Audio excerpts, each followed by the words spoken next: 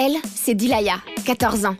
Et lui, c'est Pedro, son chien. Comme des milliers d'autres élèves de 2e secondaire, elle s'apprête à passer un examen qui participe à l'obtention du certificat d'études du 1er degré.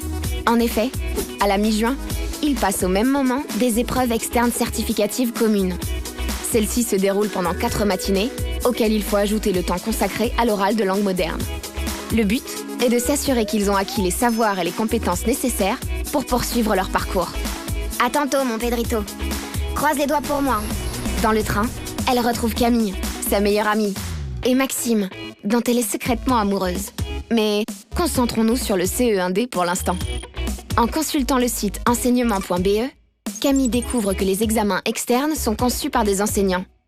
Elle lit aussi que pour avoir le CE1D, il faut obtenir au moins 50% dans chacune des 4 épreuves externes et réussir les autres matières évaluées par l'école. T'inquiète pas, Max. Ça va aller. Maxime a des troubles d'apprentissage et dispose de temps supplémentaire pour passer ses examens, comme il y a droit tout au long de l'année. Et si on rate? Camille continue en leur mentionnant que si on ne réussit pas chaque matière de l'épreuve externe, on peut malgré tout obtenir son certificat via le conseil de classe. Celui-ci va prendre en compte les résultats de l'élève durant les 2 dernières années. Merci, ma Camille. Bonne chance. Une fois les épreuves terminées, elles sont corrigées par les enseignants sur la base d'un même guide de correction. Chaque établissement communique les résultats aux parents et reçoit ceux qui désirent consulter les épreuves de leur enfant. Grâce aux enseignements donnés par leurs professeurs durant les 2 premières années de secondaire, Dilaya et Camille ont réussi les épreuves externes, ainsi que les autres examens réalisés par leur école. On l'a eu, Camille! On a notre CE1D!